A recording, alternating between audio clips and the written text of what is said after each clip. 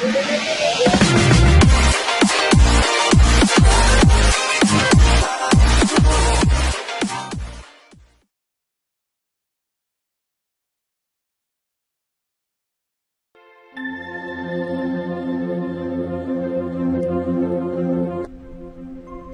نے آنکھیں بند کر لی۔ میرا دل گواہی دیتا ہے کورا، میری قسمت میں شہزادی ہے، اور اگر شہزادی نہیں تو پھر کچھ بھی نہیں ہے، کچھ بھی نہیں ہے۔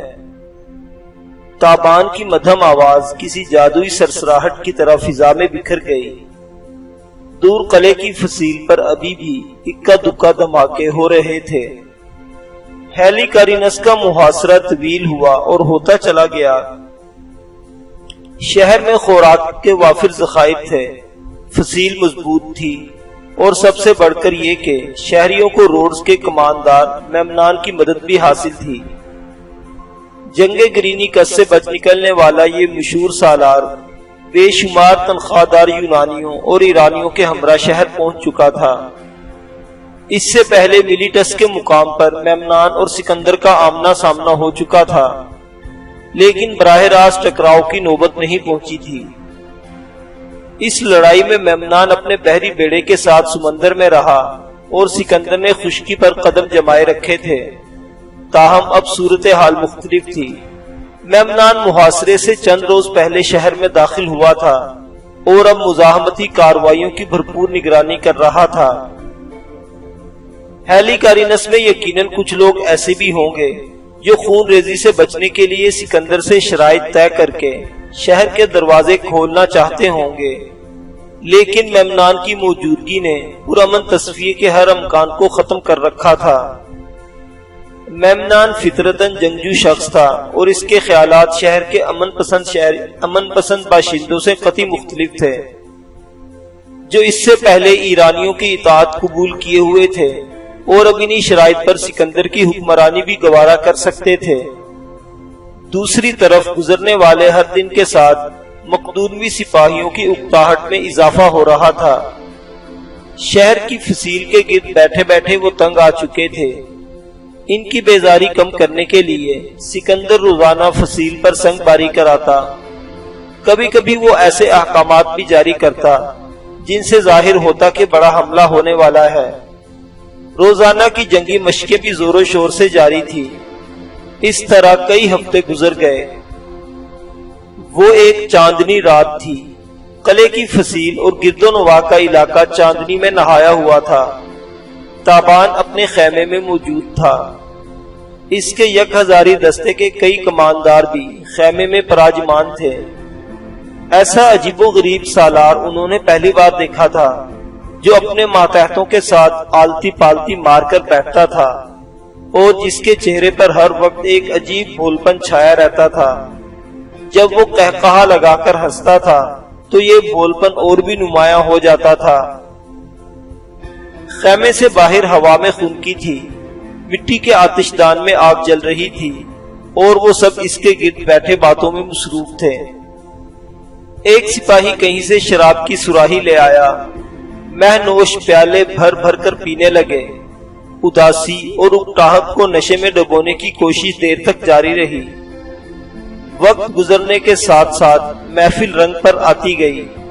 چھوٹے بڑے کمانداروں کا امتیاز ختم ہو گیا۔ وہ پھر بے تکلفی سے ہنسی مذاق کرنے لگے۔ ایک سپاہی نے لہک لہک کر جنگی گانا شروع کر دیا۔ اس یونانی زبان کے ترانے کا مطلب کچھ اس طرح تھا: کیا ہوا جو ہم وطن سے دور ہیں، ہم وہاں بھی شیر تھے، ہم یہاں بھی شیر ہیں۔ میمنان کے پاس جنگی جہاز ہیں تو کوئی ڈر نہیں، ہمارے پاس حوصلہ ہے اور آہنی بازو ہیں۔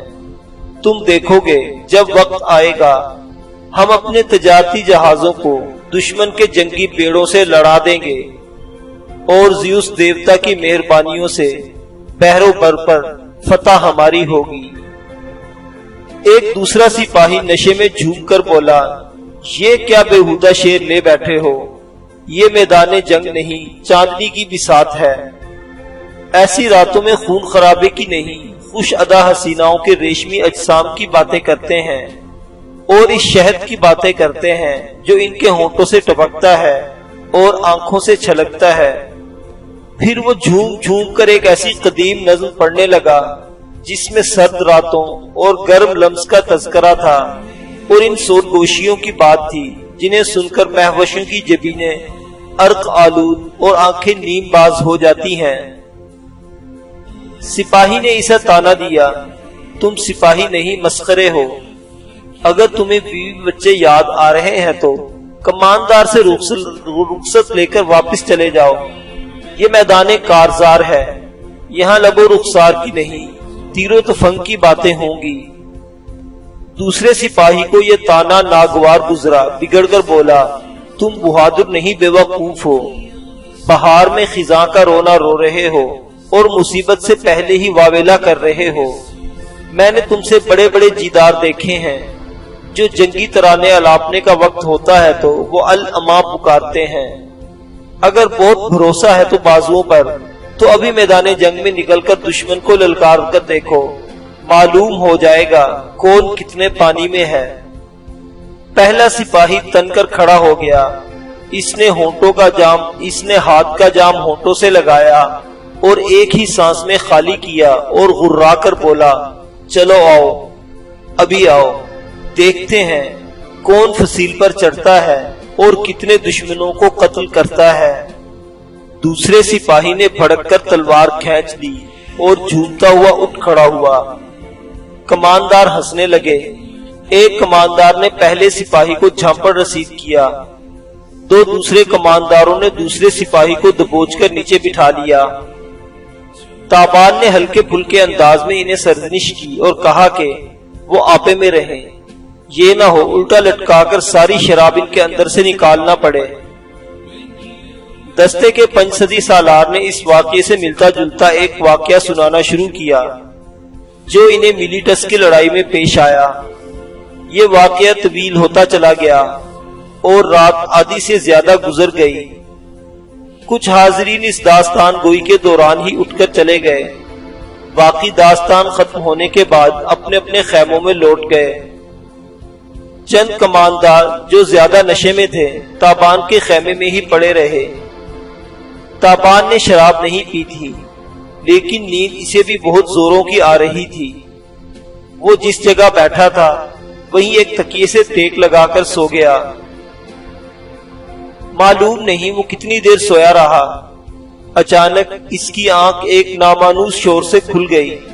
اس نے لیٹے لیٹے کان لگا کر سنا۔ فصیل کی جانب سے ایک للکارتی ہوئی آواز آئی۔ کوئی یونانی زبان میں بولا، ہمت ہے تو باہر آؤ، نکلو، مقابلہ کرو ہم سے۔ نشے میں ڈوبی ہوئی ایک دوسری آواز سنائی دی، چوہو نکلو باہر اپنے سوراخوں سے، تمہارے سر نہ کچل دے تو نام نہیں۔ دفتن تابان ان چیختی چلاتی آوازوں کو پہچان گیا۔ یہ وہی سپاہی تھے جو تھوڑی دیر پہلے خیمے میں بیٹھے بڑی بڑی ہانک رہے تھے۔ نشے نے ان کی عقل قبض کر لی تھی اور وہ اپنی بڑوں کو عملی جامہ پہنانے کے لیے فصیل کے قریب چلے گئے۔ ان کے یہ للکارے ایرانی سپاہیوں کے لیے تھے۔ یہ صورتحال تشویشناک تھی۔ فصیل کے اس حصے میں ایرانیوں کا دفاع بہت مضبوط تھا۔ مقدونوی سپاہی جس طرح انہیں اشتراک دلا رہے تھے، کوئی بھی ناخوشگوار صورتحال پیش آ سکتی تھی۔ ابھی تابان یہ سوچ ہی رہا تھا کہ ایکا ایکی زوردار نعرے گونجے۔ تابان اچھل کر اپنی جگہ سے کھڑا ہوا، سرہانے رکھے میان سے تلوار کھینچی اور باہر کی طرف لپکا۔ رات کا آخری پہر تھا، چاندنی کا زاویہ بدل چکا تھا، لیکن آب و تاب میں کوئی فرق نہیں پڑا تھا۔ تابان نے اپنی آنکھوں کے سامنے ایک ہنگامہ خیز منظر دیکھا۔ شہر کا دروازہ کھل گیا تھا اور اس میں سے ایرانی سپاہی سیلاب کی طرح امڑے آ رہے تھے۔ ان کا رخ ان دو مقدونوی سپاہیوں کی طرف تھا جو فصیل سے صرف 200 گز کی دوری پر ٹانگیں پھیلائے کھڑے تھے۔ ایرانی سپاہی غضبناک انداز میں جھپٹ رہے تھے۔ صاف اندازہ ہو رہا تھا کہ وہ قریب پہنچتے ہی ان دونوں سپاہیوں کے ٹکڑے کر دیں گے۔ تابان حلق کی پوری قوت سے چیخا، بھاگو! مقدونوی سپاہی جیسے سکتے کی کیفیت سے باہر آئے اور مڑ کر تیزی سے بھاگے۔ فصیل سے قریباً 150 گز کی دوری پر ایک چٹان زمین میں دھسی ہوئی تھی۔ دونوں سپاہیوں نے چٹان کے پیچھے پناہ لے لی اور ایرانیوں پر تابڑ توڑ تیر برسانے لگے۔ تابان کو اندازہ ہوا کہ شرابی سپاہیوں نے ایرانیوں کو خاصا مشتعل کر رکھا ہے۔ وہ غلیظ گالیاں بک رہے تھے اور تیروں کی پرواہ نہ کرتے ہوئے سپاہیوں کو گھیرنے کی کوشش کر رہے تھے۔ تابان واپس خیمے میں گیا۔ پہلے تو اس نے ساتھیوں کو آوازیں دی، پھر انہیں جھنجھوڑ کر انہیں جگانا چاہا۔ ان میں سے بیشتر مدہوش پڑے تھے، ٹس سے مس نہ ہوئے۔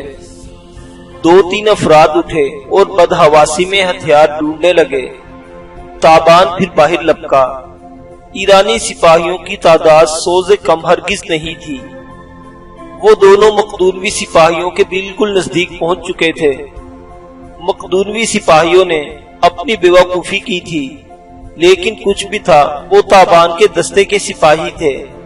انہیں بچانے کی سب سے زیادہ ذمہ داری تابان پر عائد ہوتی تھی۔ وہ تلوار سونت کر دلیرانہ اپنے سپاہیوں کی طرف بڑھا۔ ساتھ ساتھ وہ دوسرے سپاہیوں کو بیدار کرنے کے لیے بھی چلاتا جا رہا تھا۔ ایرانی سپاہیوں نے تابان کو چٹان کی جانب بڑھتے دیکھا تو تیزی سے تیر برسائے۔ کئی تیر اس کے دائیں بائیں سے گزر گئے۔ جھک کر بھاگتے بھاگتے اس نے جست لگائی اور چٹان کی اوٹ میں گرا۔ 2 ایرانی سپاہی چٹان کے بالکل پاس پہنچ چکے تھے۔ تابان نے اوٹ سے نکل کر یک بارگی ان پر حملہ کیا۔ اس کی وزنی تلوار ایک سپاہی کی زرہ توڑتی ہوئی سینے میں اتر گئی۔ وہ پلٹ کر پیچھے جا گرا۔ دوسرا سپاہی بے جگری سے تابان پر آیا۔ تابان نے چند وار مہارت سے روک کر اسے پیچھے دھکیل دیا۔ 20 ایرانی اور آ گئے۔ اب تابان کے 5-6 ساتھی ان کی مدد کو آ گئے تھے۔ ان سب نے مل کر ایک زوردار نعرہ لگایا اور ایرانیوں سے بھیڑ گئے۔ تلوار بازی شروع ہوتے ہی تیر اندازی رک گئی۔ دیکھتے ہی دیکھتے چٹان کے ارد گرد گھمسان کا رن پڑا۔ دونوں طرف سے کم از کم 400 سپاہی اس لڑائی میں شریک ہو چکے تھے۔ یوں محسوس ہو رہا تھا جیسے عام حملہ ہو گیا ہے۔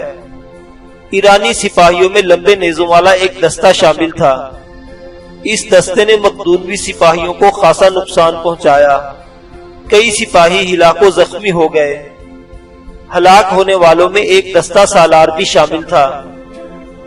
دستہ سالار کی سربریدہ لاش دیکھ کر تابان کے سپاہیوں نے پورے جوش سے حملہ کیا اور ایرانیوں کو 1 درجن لاشیں میدان میں چھوڑ کر بھاگنا پڑا۔ تابان کی ہدایت پر اس کے سپاہیوں نے بھاگنے والوں کا پیچھا کیا۔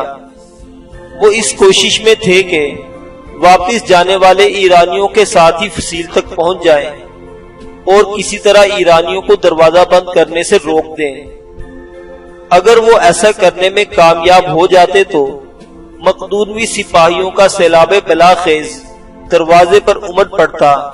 وہ حفاظتی حصار ٹوٹ جاتا جس نے کئی ہفتوں سے سکندری فوج کو شہر سے باہر روک رکھا تھا۔ دروازے تک پہنچنے والوں میں تابان سب سے آگے تھا۔ اس کے جبڑے بھیچے ہوئے تھے اور آنکھوں میں انگاروں کی جلن تھی۔ ایرانی سپاہیوں نے جب دیکھا کہ لینے کے دینے پڑ گئے ہیں اور مقدونوی سپاہی ان کے ساتھ ہی دروازے میں داخل ہونا چاہتے ہیں تو وہ واپس پلٹے اور ایک بار پھر مقدونوی دستے سے ٹکرا گئے۔ تاہم اس دفعہ مقابلہ کرنے والوں کی تعداد بہت کم تھی، بمشکل 30 افراد ہوں گے، اور ان میں سے بھی کچھ دروازے میں گھسنے کی کوشش کر رہے تھے۔ پھر اچانک بلند و بالا دروازہ ایک گڑگڑاہٹ کے ساتھ ہی بند ہو گیا۔ جو ایرانی سپاہی باہر رہ گئے وہ تابان وغیرہ کے لیے تر لقمہ تھے۔ ان میں سے کچھ تو قتل ہوئے اور باقیوں کو تابان اور اس کے ساتھی اپنے ساتھ گھسیٹتے ہوئے واپس پڑاؤ میں آ گئے۔ الصبح سکندر کو اس جھڑپ کی خبر ملی۔ اس نے تابان کو بلایا۔ جانی نقصان تو ہوا تھا، لیکن سکندر اس بات پر خوش تھا کہ تابان نے دونوں سپاہیوں کو ایرانیوں کے قبضے میں جانے نہیں دیا۔ اس واقعے سے جہاں مقدونوی سپاہیوں کے حوصلے بلند ہوئے تھے، وہاں محصور فوج کو بھی حملہ آور فوج کی طاقت کا تھوڑا سا اندازہ ہوا تھا۔ اپنے ہلاک شدگان کی موت کا بدلہ لینے کے لیے سکندر نے دوپہر کے وقت شہر کی فصیل پر زبردست سنگباری کروائی۔ جانبازوں کی مختلف ٹولیوں نے ڈھالوں کے سائے تلے شہر کے دروازوں پر بار بار حملہ بولا اور انہیں نقصان پہنچایا۔ شام تک فصیل کئی جگہوں سے ٹوٹ چکی تھی اور ایرانی معمار مسلسل اسے مرمت کرنے میں لگے ہوئے تھے۔ سکندر شہر پر حملہ کرنا نہیں چاہتا تھا، لیکن اس نے فصیل کے گرد ایسے حالات پیدا کر دیے تھے کہ محصور فوج کو ہر لحظہ یہی محسوس ہوتا تھا کہ بڑا حملہ ہونے والا ہے۔ یہ ایک ایسا نفسیاتی دباؤ تھا جس کے بوجھ تلے شہر کے عوام و خواص چور چور ہو رہے تھے۔ تیسرے روز سکندر کو نہایت اہم ذرائع سے اطلاع ملی کہ میمنان شہر کو خالی کرنے کے بارے میں سوچ رہا ہے۔ روسائے شہر کوئی ایسا طریقہ وضع کرنے میں مصروف ہیں جس سے شہر اور اہل شہر کا کم سے کم نقصان ہو اور انہیں ہزیمت بھی نہ اٹھانی پڑے۔ ان ذرائع نے یہ خبر بھی دی کہ میمنان نے شہر میں موجود منجیقوں اور ہتھیاروں کے ذخائر تباہ کرنے شروع کر دیے ہیں اور اناج کے ذخیروں کو آگ لگائی جا رہی ہے۔ یہ اطلاع سننے کے بعد سکندر فوراً اس نتیجے پر پہنچ گیا کہ مقابل فوج کی کمرے ہمت ٹوٹ چکی ہے اور اب اسے مہلت دینا اپنی چمکتی دمکتی فتح کو داغدار کرنے سے مترادف ہے۔ اس رات نہایت خاموشی سے تیاری کی گئی اور اگلے روز الصبح بھرپور حملے کا حکم دے دیا گیا۔ تابان جسم پر مکمل ہتھیار سجائے جنگی گھوڑے پر سوار تھا۔ اس کا نصف دستہ میمنہ کے ہراول میں شامل کر لیا گیا، جبکہ نصف پچھلی صفوں میں تھا۔ حملے کے آغاز سے قبل تابان نے دیکھا قلعے کی فصیل پر اکا دکا پہرے دار نظر آ رہے تھے۔ وہ سست قدموں سے روزمرہ کے گشت میں مصروف تھے۔ انہیں معلوم نہیں تھا موت ان کے سروں پر منڈلا رہی ہے۔ جس طوفانی یلغار نے انہیں کئی شب و روز سے خوفزدہ کر رکھا تھا، وہ آ ہی چاہتی ہے۔ مقدونی لشکر کی صف بندی بالکل ظاہر نہیں ہوتا تھا کہ وہ کوئی بڑا حملہ کرنے والے ہیں۔ زیادہ سے زیادہ یہی سمجھا جا سکتا تھا کہ وہ عسکری مشقوں کی تیاری کر رہے ہیں۔ جب اچانک فلک شگاف نعرے بلند ہوئے اور مختلف سمتوں سے مقدونی و یونانی سپاہی سیلاب کی مانند فصیل کی جانب بڑھے تو اوپر کھڑے پہرے داروں اور تیر اندازوں کے ہاتھ پاؤں پھول گئے۔ اس سے پہلے کہ وہ مستعدی سے مورچہ زن ہوتے، حملہ آوروں پر سنگ و آہن کی بارش کرتے، سینکڑوں سیڑھیاں فصیل سے لگ گئیں اور لاتعداد مقدونی جانباز حشرات الارض کی مانند فصیل پر چڑھنے لگے۔ یہ ایک دیدنی منظر تھا۔ تابان نے حیرت سے ان جنگبازوں کو دیکھا جو پتھروں اور نیزوں کی بارش میں جان ہتھیلی پر لیے اوپر چڑھتے چلے جا رہے تھے۔ اس وقت تابان کے دل میں خواہش پیدا ہوئی کہ وہ بھی کبھی ایسی ہی دلیرانہ کاروائی میں حصہ لے۔ فی الوقت تابان کو اپنے دستے کے ساتھ کوئی دروازہ کھلنے کا انتظار تھا اور زور مار کر اندر گھسنے کی کوشش کرنا تھی۔ اس کام کے لیے اسے زیادہ انتظار نہیں کرنا پڑا۔ جلد ہی فصیل پر جنگ کا ہنگامہ عروج پر پہنچ گیا۔ فصیل کے ایک شکستہ حصے پر مقدونوی سپاہیوں نے سینکڑوں ایرانیوں اور تنخواہ دار یونانیوں کو تہہ تیگ کر کے نیچے جانے کا راستہ بنا لیا اور 2 دروازے کھول دیے۔ منتظر مقدونوی رسالوں نے گھوڑوں کو ایڑ لگائی اور آبدار تلواریں چمکاتے شاندار رفتار سے دروازوں پر جھپٹے۔ دونوں مقامات پر خون ریز لڑائی ہوئی۔ جمگٹے کے باعث لمبی تلواریں اور برچیاں بیکار ہو گئی تو پیش قبض اور خنجر چلائے گئے۔ آخر مقدونوی دستے لاشوں کے ڈھیر روند کر شہر میں داخل ہو گئے۔ تابان نے لڑتے لڑتے پیچھے مڑ کر دیکھا مقدونوی سپاہیوں کا سیل رواں دروازوں کی طرف بڑھا آ رہا تھا۔ وہ سمجھ گیا اب فتح اور مقدونوی فوج کے درمیان کوئی شے حائل نہیں۔ ہیلیکارینس کا شہر جو اپنے خوبصورت آثار قدیمہ، اپنی خوشحالی اور گہما گہمی کی وجہ سے مشہور تھا، مقدونوی سپاہ کے قدموں تلے دہل رہا تھا۔ سکندر نے ایک بڑے رتھ میں سوار شہر کا چکر لگایا۔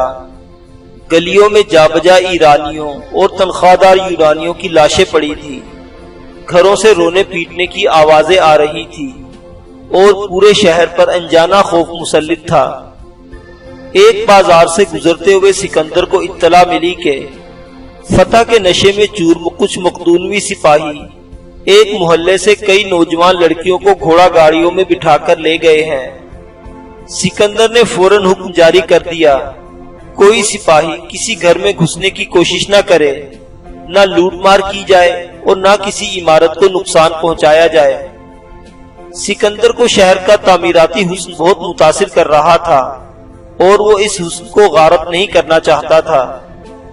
شہر کے وسط میں سکندر کو اطلاع ملی کہ روڈز کا سالار میمنان بہت سی فوج کے ساتھ فرار ہونے میں کامیاب رہا ہے۔ اس کی باقی ماندہ فوج شہر کے دو محفوظ گوشوں میں محصور بیٹھ گئی ہے اور مسلسل مزاحمت کر رہی ہے۔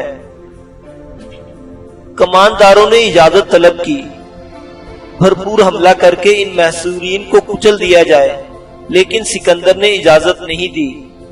وہ شہر کے آثار قدیمہ کو ہر نقصان سے محفوظ رکھنا چاہتا تھا۔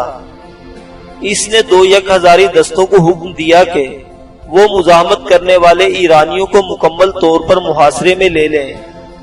جن کمانداروں کو محاصرے کا حکم ملا ان میں تابان بھی شامل تھا۔ وہ 10 بستہ سکندر کی خدمت میں پیش ہوا اور گزارش کے انداز میں بولا، سالار اعظم، میں آپ کو شہزادی کے بارے میں یاد دہانی کرانا چاہتا ہوں، کہیں وہ کسی مصیبت میں گرفتار نہ ہو جائے۔ تابان کا مقصد پورا ہو گیا۔ سکندر کو سب کچھ یاد آ گیا۔ وہ بولا، تم نے بہت اچھا کیا ہمیں یاد دلا دیا۔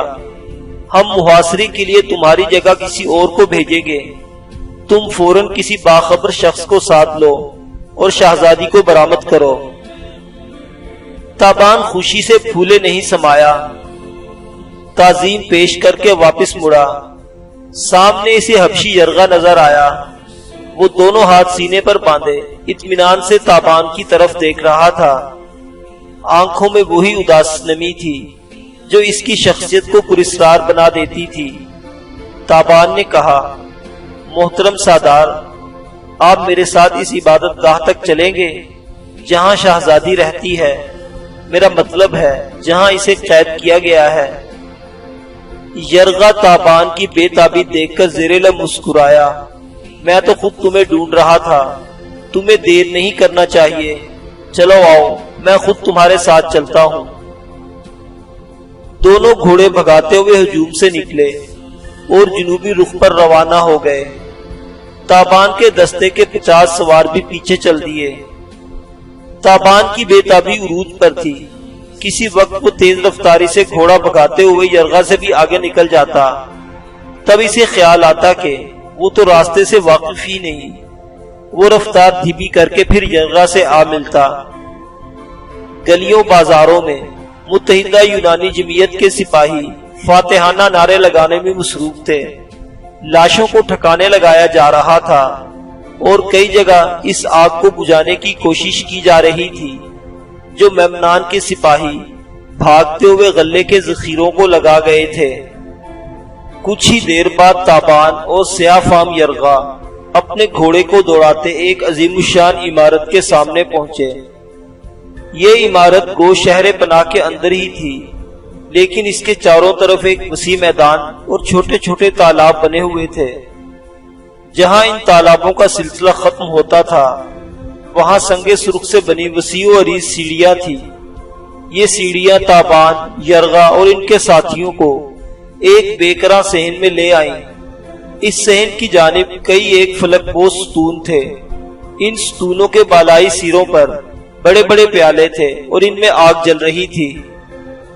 ان دیو ہیکل ستونوں اور آگ کے بھڑکتے شعلوں کو دیکھ کر دل پر ہیبت سی طاری ہو جاتی تھی۔ ستونوں کے عقب میں ایک عمارت تھی۔ یہ عمارت بھی سیڑھیوں اور ستونوں کی طرح اپنے حجم اور وسعت میں غیر معمولی تھی۔ تابان اور یرغا بھاگتے ہوئے اس عمارت کے بلند و بالا چھت تلے پہنچے۔ ان کے جوتوں کی ٹھک ٹھک دور تک گونج گئی۔ عمارت کے صدر دروازے پر تابان کو کم از کم 50 خوبصورت دوشیزاؤں کی لاشیں دکھائی دی۔ ان سب کو پیٹ یا سینے میں نیزہ گھونپ کر ہلاک کیا گیا تھا۔ وہ الٹی سیدھی سنگ مرمر کے فرش پر پڑی تھی اور ان کا لہو دور تک پھیل چکا تھا۔ سب دوشیزاؤں کے لباس ایک جیسے تھے، سفید قبائیں جن پر سینے کی جانب زر بفت کی پٹیاں تھیں، ارستوانی شکل کی ٹوپیاں جن کے سرخ فیتے تھوڑیوں کے نیچے بدے ہوئے تھے، سب کے پاؤں ننگے تھے۔ تابان کو سمجھنے میں دیر نہیں لگی کہ یہ عبادت گاہ کی خادمائیں ہیں جنہیں قابض فوج سے محفوظ رکھنے کے لیے عبادت گاہ کے منتظمین نے ہلاک کر دیا ہے۔ آثار سے نظر آتا تھا کہ عمارت میں اب کوئی ذی نفس موجود نہیں۔ تابان نے بلند و بالا دروازے کو دھکیلا اور تیزی سے اندر داخل ہوا۔ کوئی ہے، کوئی ہے، اس کی آواز بلند و بالا ایوان میں دور تک گونجی۔ چاروں طرف گلکاری سے سجی ہوئی دیواریں تھیں، خوبصورت محرابیں تھیں اور ایسے طاقدان تھے جن میں سونے کے ہیرو جڑی موتیاں رکھی ہوئی تھی، لیکن وہ زندہ مورتی کہیں نہیں تھی جس کی تلاش میں تابان یہاں آیا تھا۔ اچانک تابان کو ایک دبیز پردے کے پیچھے ایک خوبصورت نسوانی پاؤں دکھائی دیا۔ سیاہ فام یرغا بھی پاؤں دیکھ چکا تھا۔ وہ آگے گیا اور جھپٹ کر پردے کے پیچھے سے 2 خوبصورت لڑکیاں برآمد کر لی۔ لڑکیوں کے بال یرغا کی مٹھیوں میں آئے، وہ زور زور سے چیخنے لگی۔ وہ بری طرح خوفزدہ تھی۔ ان کے ادڑے ہوئے لباس اور ننگے پاؤں دیکھ کر تابان کو یقین ہو گیا کہ وہ اپنے مردوں کے ساتھ قتل ہونے سے بچنے کے لیے یہاں چھپی ہوئی تھی۔ تابان نے ایک لڑکی کو شانے سے تھاما اور اسے جھنجھوڑتے ہوئے پوچھا، شہزادی مارشا کہاں ہے؟ وہ لڑکی کہاں ہے جسے یہاں دیوی کہا جاتا تھا؟ لڑکی دہشت زدہ نگاہوں سے تابان کی طرف دیکھتی رہی، پھر روحانسی آواز میں بولی، ہمیں کچھ معلوم نہیں، دیوتا گواہ ہیں، ہمیں کچھ معلوم نہیں۔ پھر یہ عمارت خالی کیوں ہے؟ تابان نے پوچھا۔ وہ سب لوگ چلے گئے۔ کل رتھیں انہیں لینے آئی تھیں، انہوں نے دیوی کا ساتھ لیا اور رتھوں پر سوار ہو کر نکل گئے۔ چند راہب یہاں رہ گئے۔ ابھی تھوڑی دیر پہلے انہوں نے تمام عورتوں کو قتل کیا اور خود بھی بھاگ گئے۔ کہاں گئی ہے دیوی؟ اس دفعہ یرغا نے پوچھا۔ لڑکی نے ہاتھ جوڑ دیے، ہمیں کچھ معلوم نہیں، ہماری جان بخشی کرو، ہم بے گناہ ہیں۔ یرغا کے حکم پر مقدونی سپاہی جوتوں سمیت اس عبادت گاہ میں پھیل گئے۔ انہوں نے یہاں کا کونا کونا چھان مارا، لیکن کسی متنفس کا کوئی سراغ نہ ملا۔ یہ وسیع و عریض عمارت بھائیں بھائیں کر رہی تھی۔ نذرانے کے طور پر اس معبد پر چڑھائی جانے والی بہت سی قیمتی اشیاء ابھی تک مختلف ایوانوں میں بکھری ہوئی تھی اور آثار سے نظر آتا تھا کہ بھاگنے والے بڑی افراتفری میں بھاگے ہیں۔ تابان سر تھام کر فرش پر بیٹھ گیا۔ اس کی آنکھیں خشک تھیں، لیکن آنسوؤں کا ایک آبشار حلق کے اندر گر رہا تھا۔ اس نے ایک بار پھر مارشا کو کھو دیا تھا۔ بہت قریب پہنچ کر وہ پھر دور چلا گیا تھا۔ شاید کل اسی وقت وہ سراپا شباب وہ رعنائی اپنے وجود کی شمع سے اس ایوان کو روشن کیے ہوئے تھی، لیکن آج یہاں تیرگی کے سوا اور کچھ نہیں تھا۔ ایک خلا تھا جس میں لامتناہی جدائی کا افرید پھنکار رہا تھا۔ اس افرید کے خونی پنجے تابان کے سینے پر تھے۔ وہ اپنے ناخونوں سے ہولے ہولے تابان کا جگر نوچ رہا تھا۔ نہ جانے تابان کتنی دیر ساکت و جامد اپنی جگہ بیٹھا رہا۔ آخر یرغا نے عشق کا شانہ ہلایا، اٹھو تابان، شام ہونے والی ہے، ہمیں واپس جانا ہوگا۔ نہیں سردار، آپ جائیں، تابان نے فیصلہ کن انداز میں کہا، میں کچھ دیر بعد آ جاؤں گا۔ یرغا نے رحم آمیز نظروں سے تابان کو دیکھا، پھر دونوں لڑکیوں کو ساتھ لیا اور گھوڑوں کی طرف بڑھ گیا۔ بد نصیب دوشیزاؤں کی لاشیں پہلے ہی 2 گھوڑا گاڑیوں پر پار کی جا چکی تھی۔ ذرا سی دیر میں مقدونوی سفاروں کا دستہ عبادت گاہ سے روانہ ہو گیا۔ شام کے ملجگے اندھیرے میں تابان انہیں دور تک جاتے دیکھتا رہا۔ اب وہ اس ہیبت ناک آتش کدے میں یکسر تنہا تھا۔ نامانوس خوشبوئیں اس کے نتھوں سے ٹکرا رہی تھی اور بلند و بالا چھت کے نیچے کہیں کہیں روشن شمعدان جگنوں کی طرح ٹمٹما رہے تھے۔ تابان بے مقصد ان دیواروں میں چکرانے لگا۔ ذہن کے کسی گوشے میں یہ انہونی خواہش پل رہی تھی، کاش کسی ستون کی اوٹ سے یا دبیز پردے کے عقب سے مارشا کا ہیولا نمودار ہو۔ وہ حیران نظروں سے اس کی طرف دیکھے اور رسیلی آواز میں پوچھے، غلام تم یہاں؟ کہاں تھے اب تک؟ وہ کوئی جواب نہ دے، بس گھٹنوں کے بل بیٹھ کر اس کے سامنے جھک جائے اور آنکھیں بند کر کے سر اس کے قدموں میں رکھ دے۔ اس کے پیاسے ہونٹ اپنی منزل پا لیں، سر اٹھانے کی خواہش ہمیشہ کے لیے سینے میں دفن ہو جائے۔ اچانک ایک آہٹ نے تابان کو چونکا دیا۔